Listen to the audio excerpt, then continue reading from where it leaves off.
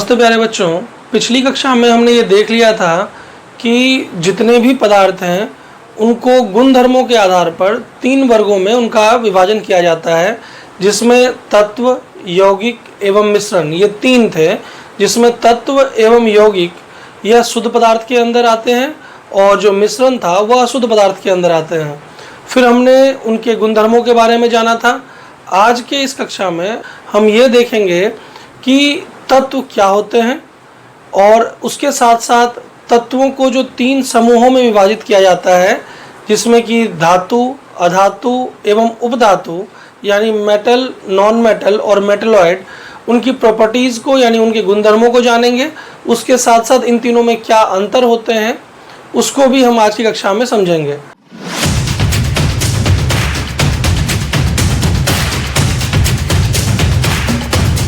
तो सबसे पहले हम आज तत्व के बारे में जानते हैं, तत्व की परिभाषा देखते हैं कि तत्व क्या होते हैं। यहाँ पर देखिए, सबसे पहले कहा गया है तत्व एक शुद्ध पदार्थ है। मैंने पिछली कक्षा में पहले ही आपको बता दिया है कि शुद्ध पदार्थ क्या होते हैं। तो आप इसमें यह अगर आपने वो वीडियो देखी होगी तो आपको पता होगा कि शुद्ध पदार्थ जो है वो एक ही अणु या परमाणु के बने हुए होते हैं।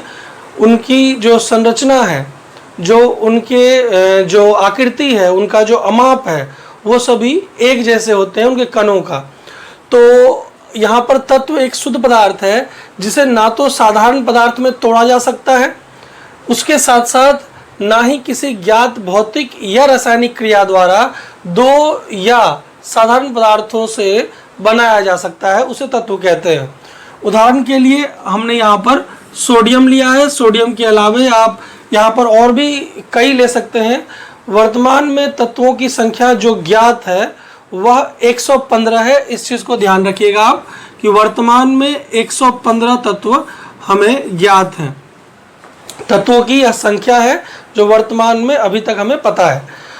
उसके साथ साथ आप अगर इस परिभाषा को याद करने में आपको समस्या आ रही है तो आप यह परिभाषा भी याद कर सकते हैं, जिसमें यहाँ आप देख सकते हैं कि तत्व एक पदार्थ है जिसे उष्मा, प्रकाश या वैद्युत ऊर्जा का अनुप्रयोग करके जो है सामान्य रासायनिक विधियों द्वारा 2 या अधिक सरलतम पदार्थों में विभक्त नहीं किया जा सकता, जैसे कि हाइड्रोजन। ये जो आप देख रहे हैं ये तीनों ही तत्व की ही परिभाषाएं हैं। इन तीनों में से आप जो भी याद करना चाहें आप वो याद कर सकते हैं और उसे समझ सकते हैं। जैसे कि तत्व एक पदार्थ है जो केवल एक प्रकार के परमाणुओं द्वारा बना हुआ होता है, जैसे कि कॉपर। यहाँ पर यह ध्यान रखें कि यहाँ पर परमाणु या अणु दोनों में से कोई भी हो सकता है। यहाँ पे इस चीज का ध्यान रखें, परमाणु या अणु। हम यहाँ पे परमाणु भी लिख सकते हैं कि तत्व एक पदार्थ है जो केवल एक प्रकार के परमाणुओं या अणुओं के द्वारा बना हुआ होता है। उदाहरण के लिए कॉपर आप यहाँ पे देख सकते हैं। एक चीज़ यहाँ पे ध्यान रखिए, जैसे यहाँ पर परमाणुओं की जो स्थिति है वह बताई गई है। अगर आप इसमें ध्यान दें, यहाँ पर कॉपर की है और यहाँ आयरन की है। इन दोनों में आप ध्यान से यदि देखें तो कॉपर यानी कि Cu जो यहाँ पे आप देख पा रहे होंगे, इनमें अगर आप देखें तो इसकी हर एक परमाणु की जो आकृति होगी, अमाप होगा, वह एक जैसा होगा हर एक कण के। जितने भी कण हैं उन सभी का। और Fe जो यहाँ पर आयरन दिया गया है, इसके भी सभी कण यानी इसके सभी परमाणु आपस में समान होंगे। लेकिन इस चीज़ को ध्यान रखें कि इन दोनों को यदि मैं आपस में तुलना करूं तो ये इन दोनों के कण आपस में समान नहीं होंगे। इन दोनों का जो है आपस में समान कण नहीं होगा। इस चीज़ को आप ध्यान रखें। तो अब हमने तत्वों के बारे में जान लिया है, तत्व क्या होते हैं। उसके साथ साथ हमने यह भी देख लिया है कि इनके अंदर जो परमाणु और अणुओं की स्थिति होती है वह कैसी होती है, इनमें किस किस तरह की भिन्नताएं होती है, इनके परमाणुओं के बीच किस किस तरह की भिन्नताएं होती है। इन सभी चीज़ों के बारे में हमने जान लिया है। आइए अब इसके संख्या के बारे में बात करते हैं। जैसा कि मैंने आपको बताया था कि अभी वर्तमान में जो हमें पता है तत्वों की संख्या वह 115 है और यदि मैं बात करूं इस 115 के डिवीज़न की, 115 की यदि मैं बात करूं तो 115 में जो 92 यानी 92 तत्व हैं वो प्राकृतिक रूप से पाए जाते हैं, प्रकृति से हमें मिलते हैं, जबकि जो 23 तत्व हैं 23 ये कृत्रिम रूप से बनाए गए हैं। कृत्रिम रूप यानी ये मानव निर्मित है। प्राकृतिक रूप वो रूप होता है जो हमें प्रकृति से मिलता है, जबकि कृत्रिम रूप वो होता है जो हम प्रयोगशालाओं के अंदर जो है इसका निर्माण करते हैं।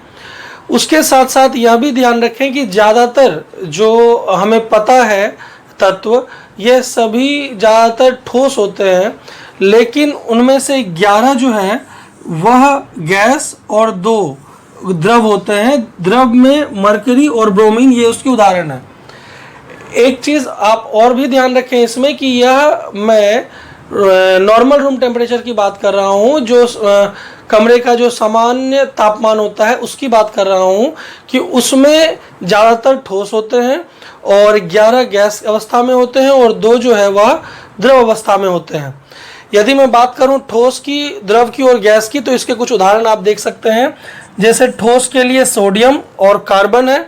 कार्बन के यहाँ हम 2 अपरूप जो हैं वह भी बता सकते हैं, जैसे हीरा और ग्रेफाइट, ये 2 कार्बन के ही अपरूप हैं और वह भी तत्व में ही काउंट किए जाते हैं। उसके साथ साथ अगर आप बात करें द्रव की, तो द्रव के अंदर मरकरी और ब्रोमीन। उसके साथ साथ अगर हम गैस की बात करें तो गैस में हाइड्रोजन और ऑक्सीजन, ये इसके कुछ उदाहरण हैं। तो इस तरह से आप ये जान सकते हैं, इनकी संख्याओं के बारे में भी आप अच्छी तरह से बता सकते हैं कि 115 में कितने प्राकृतिक हैं, कितने कृत्रिम हैं, कितने गैस, कितने ठोस, कितने द्रव हैं। तो उम्मीद करता हूँ ये पूरा आपको बहुत ही अच्छी तरह से समझ में आ गया होगा। इसके साथ साथ जितने भी तत्व हैं उन सभी को आसानी से पहचानने के लिए प्रतीक चिन्हों का प्रयोग किया जाता है, प्रतीकों का प्रयोग किया जाता है। जैसा कि आप यहाँ देख रहे हैं, कॉपर के लिए हमने Cu का प्रयोग किया है, ठीक उसी तरह से हमने आयरन के लिए Fe का प्रयोग किया है। इस चीज़ का ध्यान रखें कि ये सिंबॉलिक फॉर्म में किस तरह से प्रदर्शित किए जाते हैं, रिप्रेजेंट किए जाते हैं। जैसे अगर मैं बात करूं Fe की, तो आप देख पा रहे होंगे F कैपिटल है और E स्मॉल है। उसके साथ साथ हाइड्रोजन की यदि मैं बात करूं तो H आप इस तरह से लिखते हैं। ऐसे ही आप कई सारे यहाँ पर बता सकते हैं। कार्बन के लिए आप C लिखते हैं, फ्लोरीन के लिए आप F लिखते हैं, क्लोरीन के लिए आप Cl लिखते हैं। तो इसी तरह से आप और भी कई उदाहरण ले सकते हैं। ये सभी इनके प्रतीक चिन्ह हैं, यानी आपको पूरा हाइड्रोजन लिखने की ज़रूरत नहीं है। आप केवल H लिखेंगे तो उससे हाइड्रोजन के बारे में पता चल जाएगा कि आपने हाइड्रोजन बताना चाहा है। वहाँ तत्वों के बारे में जान लेने के बाद हमें यह पता होना चाहिए कि जितने भी तत्व हैं उन सभी को 3 समूहों में विभाजित किया जाता है, 3 समूहों में बांटा जाता है, जिसमें कि पहला धातु, दूसरा अधातु एवं तीसरा उपधातु है। तो सबसे पहले हम धातु और अधातु के बीच की बात करेंगे, इन दोनों के बारे में जानेंगे, इनके गुणधर्मों को समझने का प्रयास करेंगे। यदि हम बात करें धातु की, तो धातु को आप शॉर्ट में कह सकते हैं कि यह आघातवर्धन्य होता है, तन्य होता है, ऊष्मा का सुचालक होता है। उसके साथ साथ यह विद्युत का भी सुचालक होता है। उदाहरण के लिए आप एल्युमिनियम, कॉपर, इन चीज़ों का बता सकते हैं। और यदि हम अधातु की बात करें तो आप अधातु के लिए कह सकते हैं कि ये अधातु जितने भी होते हैं वह आघातवर्धन्य नहीं होते, उसके साथ साथ तन्य नहीं होते, विद्युत और ऊष्मा के कुचालक होते हैं। कुछ अपवाद भी होते हैं इनके, तो वह भी हम जानेंगे। ठीक है, अपवाद वह होते हैं जो इस गुण धर्म को नहीं मानते। कुछ ऐसे भी अधातु हैं जो विद्युत और ऊष्मा का सुचालक होते हैं। आइए अब हम बात करते हैं इनके गुण धर्मों की। तो सबसे पहले यदि हम बात करें धातु के अंदर कि धातु जो है वो आघातवर्धन्य होते हैं। आघातवर्धन्यता का मतलब होता है कि आप इन धातुओं को का एक यह गुण है जिसके अंदर कि आप जब धातु को पीटेंगे हथौड़े से या मशीन से, उसके ऊपर आप दाब बनाएंगे, एक्स्ट्रा प्रेशर डालेंगे, तो ऐसे में आप उसे चादर की तरह फैला सकते हैं।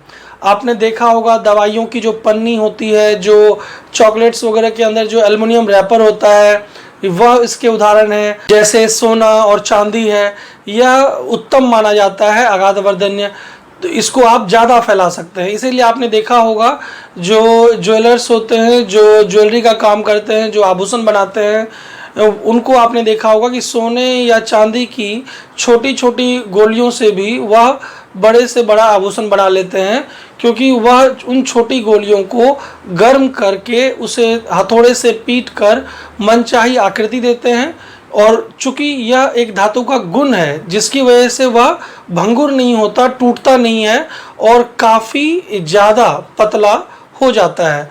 तो यह आघातवर्धनता एक गुण है धातु का। जबकि अगर हम बात करें अधातु की, तो अधातु में ऐसा नहीं होता, अधातु भंगुर हो जाते हैं। उसे जब आप हथौड़े से पीटेंगे तो वह टूट जाएंगे, टूटकर बिखर जाएंगे। उदाहरण के लिए आप गंधक का उदाहरण ले सकते हैं, गंधक जिसे हम सल्फर कहते हैं। आप उसके साथ साथ फास्फोरस का भी उदाहरण ले सकते हैं। तो यह आघातवर्धनता धातु में होती है, जबकि अधातु में आघातवर्धनता नहीं होती। अगर हम इसके दूसरे गुणधर्म की बात करें तो उसमें धातु तन्य होते हैं, जबकि अधातु तन्य नहीं होते। तन्यता भी अपने आप में एक इनका गुण है कि धातुओं में तन्यता होती है। जो धातु की तार होती है, जो आप घरों में विद्युत के चालन के लिए प्रयोग में लाते हैं, अगर आप उसको कभी ध्यान से देखें तो वो तारें काफ़ी पतली होती है। ठीक है, क्यों? क्योंकि वह धातु की बनी हुई होती है और आप धातु का ही एक गुण तन्यता को वहाँ पे प्रयोग में लाते हैं। जिसमें कि कॉपर की अगर आप बात करें या एल्युमिनियम की आप बात करें तो ये दोनों काफ़ी ज़्यादा तन्य होते हैं। उसके अलावा सोना और चांदी ये भी काफ़ी तन्य होते हैं, ये भी उत्तम माने जाते हैं। यानी आप इसकी छोटी सी गोली से काफ़ी लंबे तार खींच सकते हैं, पतले तार खींच सकते हैं।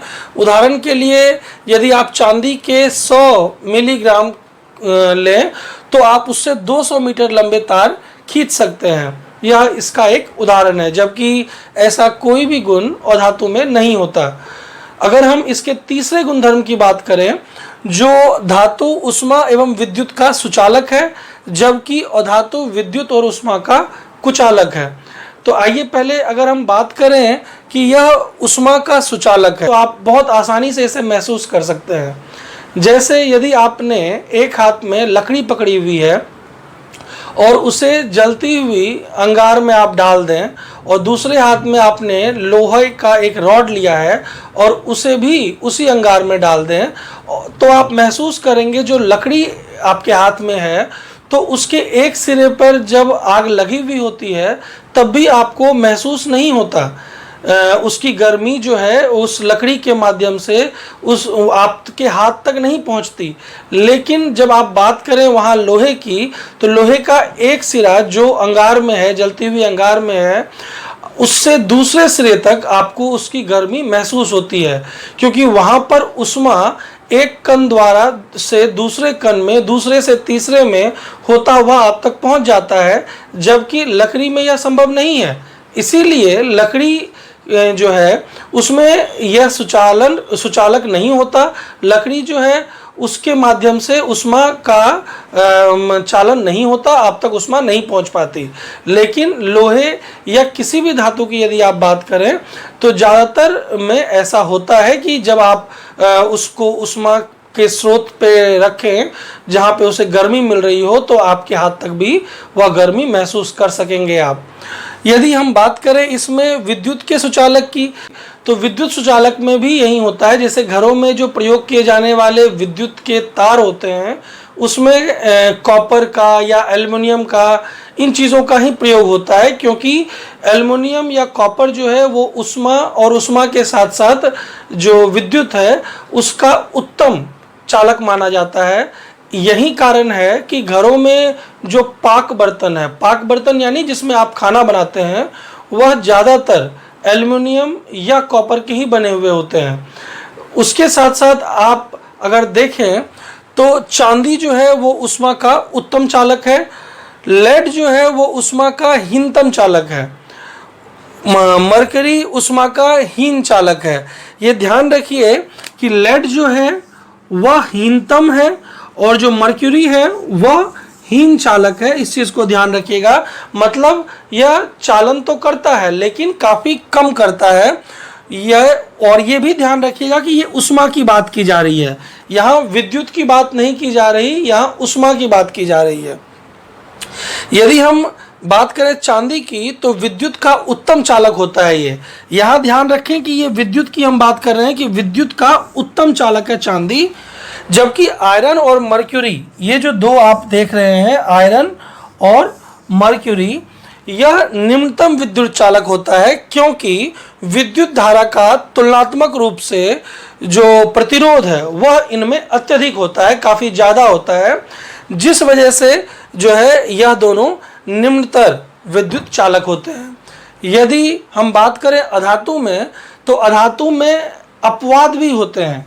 अगर मैं अभी मैंने आपको बताया था थोड़ी देर पहले कि कुछ ऐसे होते हैं जो वह गुणधर्म नहीं मानते। जैसे अधातु है तो अधातु का यह गुण है कि यह उष्मा और विद्युत इनका कुचालक होता है, यह हमें पता है। लेकिन इसके बावजूद हीरा जो है वह एक अधातु है और वह उष्मा का सुचालक होता है। यहाँ पे ध्यान रखें कि हीरा जो है वह अधातु है और उष्मा का सुचालक होता है, और जो ग्रेफाइट है वह भी अधातु है लेकिन वह विद्युत का सुचालक होता है।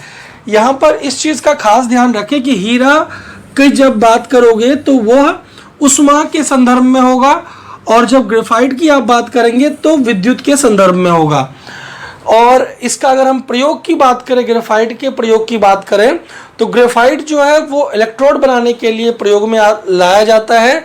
उदाहरण के लिए शुष्क सेल यानी जो ड्राई सेल, जो घरों में आपने पेंसिल बैटरी प्रयोग में किया होगा, घरों में जो आपने पेंसिल बैटरी का प्रयोग देखा होगा जो घड़ियों में लगाई जाती है, मैं यहाँ लिथियम सेल या बटन सेल की बात नहीं कर रहा, जो पेंसिल सेल होते हैं उनकी बात मैं कर रहा हूँ यहाँ पर। तो वह जो शुष्क सेल है उसमें ग्रेफाइट का प्रयोग होता है। जो आपने बैटरीज देखी होंगी, जैसे ये अगर मैं बात करूं या ड्राई सेल की, तो आपने बैटरीज देखी होंगी, तो यहाँ पर ये जो रॉड होता है, यह रॉड ग्रेफाइट का होता है ड्राई सेल के अंदर, जिसमें एक टर्मिनल पॉजिटिव और एक टर्मिनल नेगेटिव होता है, एक धनात्मक और एक ऋणात्मक होता है।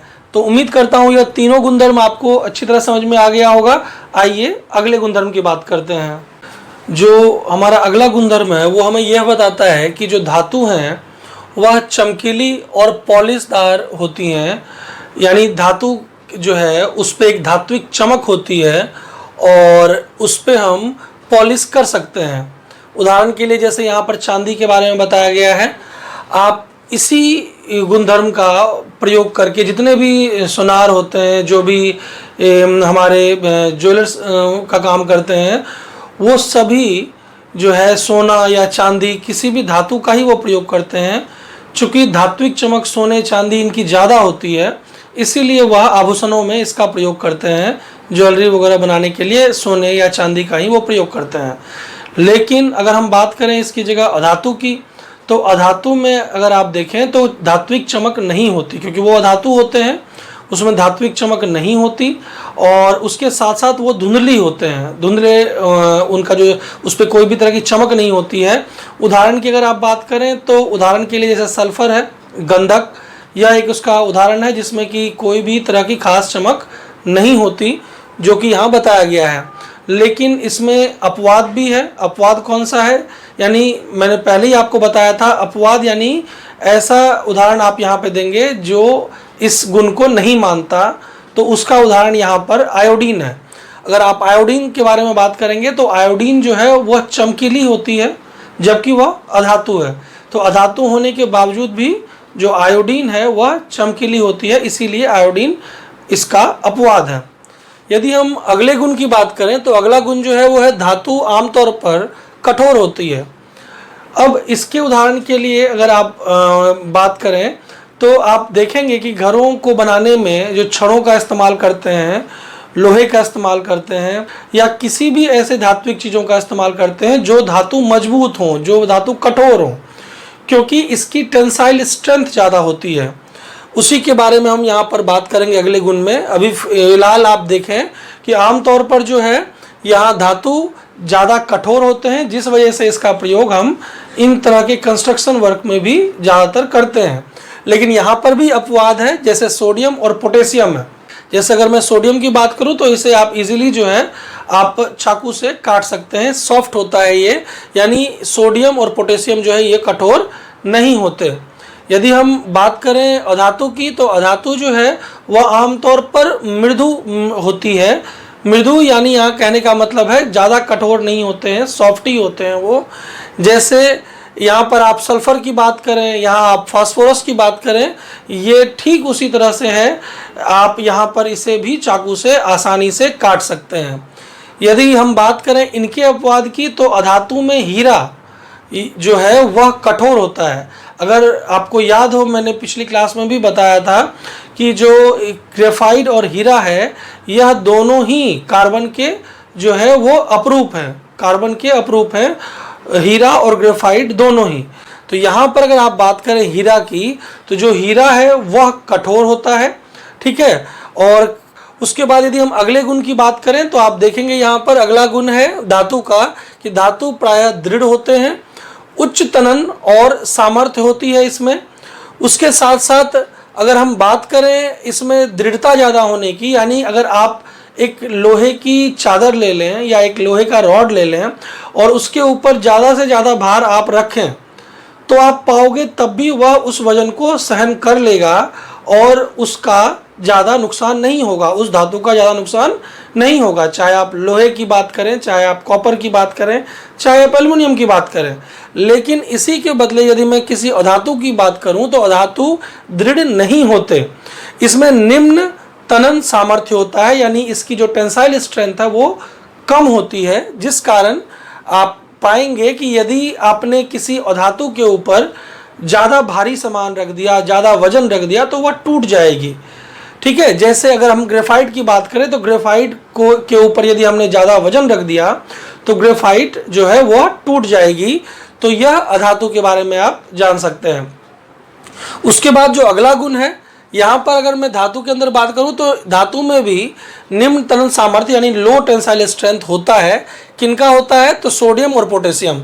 ये वही अपवाद है जो ऊपर आपने देखा था कि जो कठोर नहीं होते, ये वही उदाहरण यहाँ पर भी है। यहाँ पर भी यह निम्न सामर्थ्य रखता है और आपने देखा ही था पिछले गुण में कि आप इसको आसानी से काट सकते हैं चाकू से। उसके बाद यदि मैं बात करूँ धातुओं का सामान्य उच्च गलनांक और क्वथनांक होता है। जैसे आयरन की अगर मैं बात करूं तो 1535 डिग्री सेल्सियस इसका गलनांक है कि 1535 डिग्री सेल्सियस पर यह ठोस से द्रव रूप में परिवर्तित हो जाता है। यदि मैं कॉपर की बात करूं तो यह 1083 डिग्री सेल्सियस पर जो है ठोस से द्रव रूप में परिवर्तित हो जाता है। कुछ ऐसे भी हैं जिनको आप जो है आप केवल हाथ में ही रखेंगे तो वो बेहद आसानी से वह जो है चेंज हो जाएगा। जैसे गैलियम का उदाहरण आप इसमें ले सकते हैं। यह केवल आपकी हाथ की उष्मा प्राप्त करते ही यह जो है अपना रूप परिवर्तित कर लेगा, एक रूप से दूसरे रूप में चला जाएगा। ठीक उसी तरह यदि मैं बात करूं सोडियम और पोटेशियम की तो इसका भी जो गलनांक है वो 100 डिग्री सेल्सियस से कम होता है। ठीक उसी तरह यदि मैं अधातु में बात करूं तो अधातुओं में तुलनात्मक रूप से किससे तुलना कर रहे हैं? हम धातु से तुलना कर रहे हैं।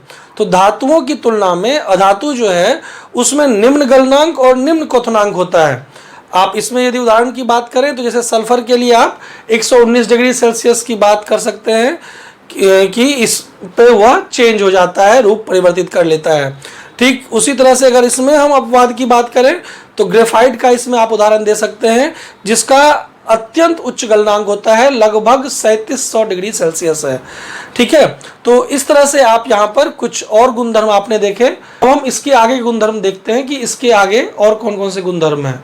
जिसमें अगला गुणधर्म है हमारा कि धातुएं कमरे के ताप पर ठोस होती हैं।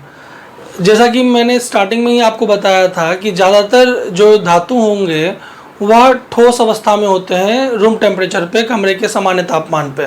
लेकिन उसमें भी आप यहाँ पे देखेंगे अगर अपवाद की बात की जाए तो मरकरी जो है वो एक ऐसा धातु है जो रूम टेम्परेचर पे ही, यानी कि जो हमारा सामान्य रूम का तापमान होता है उस पर ही वह जो है वह द्रव अवस्था में होता है। लेकिन अगर हम बात करें अधातु में तो अधातु में कमरे के ताप पर वह ठोस भी हो सकता है, वह द्रव भी हो सकता है और वह गैस भी हो सकता है। जैसे अगर हम बात करें कार्बन, सल्फर और फास्फोरस की, तो यह जो है रूम टेम्परेचर पर ठोस होगा, जबकि ब्रोमीन जो है वह लिक्विड यानी कि द्रव होगा। और अगर गैस की बात करें तो हाइड्रोजन और ऑक्सीजन जो है ये सामान्य तापमान पे, रूम टेम्परेचर पे जो है वह गैस अवस्था में होगी। यदि हम अगले गुणधर्म की बात करें, धातुओं के जो उच्च घनत्व होते हैं, उदाहरण के लिए जैसे यहाँ पे आयरन की बात की गई है, 7.8 ग्राम प्रति क्यूबिक सेंटीमीटर में दिया गया है, जिससे यह सीधा पता चल रहा है कि यह भारी होते हैं। लेकिन बात करें इनके अपवाद की, तो सोडियम और पोटेशियम का घनत्व जो है वो निम्न होता है, यानी ये हल्के होते हैं। यदि हम अधातु में बात करें तो अधातु में निम्न घनत्व होता है, जैसे कि सल्फर का 2 ग्राम प्रति क्यूबिक सेंटीमीटर में दिया गया है। इसमें भी अपवाद होता है, जैसे कि आयोडीन है, इसका घनत्व उच्च घनत्व होता है, यानी कि ये थोड़ी भारी होती है। यदि हम बात करें अगले गुणधर्म की, तो अगला गुणधर्म है कि धातुएं ध्वनिक यानी सोनरस होता है, एक खास तरह की आवाज़ होती है। जैसे आप घंटी बजाते हैं तो आपने देखा होगा ज़्यादातर जो घंटियाँ होती है वो मेटलिक ही होती हैं। तो जो मेटलिक घंटियों में जो आवाज़ आती है वो एक खास तरह की होती है। कमरे में यदि अगर कहीं एक सिक्का गिर जाए तो आपको आवाज़ जो है उसकी एक अलग से ही सुनाई देती है, लेकिन उसके बदले में यदि आप अधात्विक चीज़ लेंगे तो वो सोनरस नहीं होगा, यानी ध्वनिक नहीं होगा। ये ध्यान रखें इसमें। यदि हम बात करें अगले गुणधर्म की, तो धातुएं प्रायः रजत यानी सिल्वर, ये ध्यान रखिएगा कि रजत को सिल्वर कहते हैं, कि रजत या भूरे रंग की यानी ग्रे रंग की होती है। जिसमें कि अगर अपवाद की बात करें तो कॉपर और गोल्ड है। आपको भी पता है गोल्ड जो है वह पीले रंग का होता है, तो ये इसका एक उदाहरण है। अपवाद में 2 उदाहरण आपको यहाँ पे दिए गए हैं, एक कॉपर का और एक गोल्ड का। और अगर हम अधातु की बात करें तो अधातु भिन्न भिन्न रंगों के हो सकते हैं, जैसे सल्फर का रंग यहाँ पीला है, फास्फोरस का रंग सफ़ेद भी हो सकता है, लाल भी हो सकता है। तो ये कुछ उदाहरण हैं। धातु एवं अधातु के बीच अंतर स्पष्ट आप आसानी से कर सकेंगे। उसके साथ साथ आपको तत्वों के बारे में पूरी जानकारी हो चुकी होगी। अब अगर हम बात करें यहाँ पर अधातुओं की, तो अधातु संख्या में तो कम होते हैं धातु से, लेकिन हमारे जीवन के लिए ये बहुत ही उपयोगी होते हैं। उसका कारण यह है कि जितने भी कार्बनिक यौगिक हैं, जो कार्बनिक यौगिक हैं, चूँकि कार्बन एक अधातु है, तो जो कार्बनिक यौगिक हैं जिनकी वजह से यहाँ पर इस पृथ्वी पर जीवन संभव है, उसमें अगर हम बात करें वसा की, बात करें हम प्रोटीन की, कार्बोहाइड्रेट की, ये जितने भी हैं ये कार्बनिक यौगिक, ये हमारे जीवन के लिए, हमारी वृद्धि के लिए ये काफ़ी महत्वपूर्ण है। तो इसीलिए अधातु संख्या में तो कम है, लेकिन हमारे जीवन के लिए महत्वपूर्ण है। उसके साथ साथ आप ऑक्सीजन का भी उदाहरण देख सकते हैं कि ऑक्सीजन, आप भी जानते हैं कि ऑक्सीजन के बिना जो है वह जीवन संभव नहीं है। चाहे आप श्वसन क्रिया में इसका प्रयोग करते हों या अन्य क्रियाओं में आप इसका प्रयोग करते हों, आप जानते हैं कि ऑक्सीजन के बिना जीवन संभव नहीं है। तो यह भी एक कारण है कि अधातु जो है वह संख्या में तो कम है धातुओं से, लेकिन यह बहुत ही महत्वपूर्ण होता है हमारे जीवन के लिए, हमारे जीवन को आगे बढ़ाने के लिए। आइए अब हम इससे आगे बढ़ते हैं और उपधातु के बारे में जानते हैं कि उपधातु क्या होते हैं। तो उपधातु के बारे में कहा जाता है कि तत्व जो धातुओं के कुछ गुणधर्मों के साथ और बाकी अधातुओं के गुणधर्मों के साथ अगर उनको वो प्रदर्शित करता है तो उसे हम उपधातु कहते हैं। यानी कुछ गुण उसके धातु से मिलेंगे और बाकी जो गुण होंगे वह अधातुओं के गुण से मिलेंगे, तो उसे हम उपधातु कहेंगे। उदाहरण के लिए बोरॉन और सिलिकॉन का दिया गया है। जैसे बोरॉन को हम प्रतीक चिन्ह में बी से रिप्रेजेंट करते हैं, ठीक उसी तरह से सिलिकॉन को SI से करते हैं। इसे याद रखें कि उपधातु को कई बार अर्धधातु भी कहा जाता है। आज हमने तत्वों के बारे में जाना। तत्वों के जो 3 समूह होते हैं, धातु, अधातु, उपधातु, उनके बारे में जाना। धातु एवं अधातुओं के बीच में 11 अंतर हमने जाने। उसके बाद हम उपधातु के बारे में आज जान सके। अब अगली क्लास में हम मिश्रण के बारे में जानेंगे कि मिश्रण क्या होता है।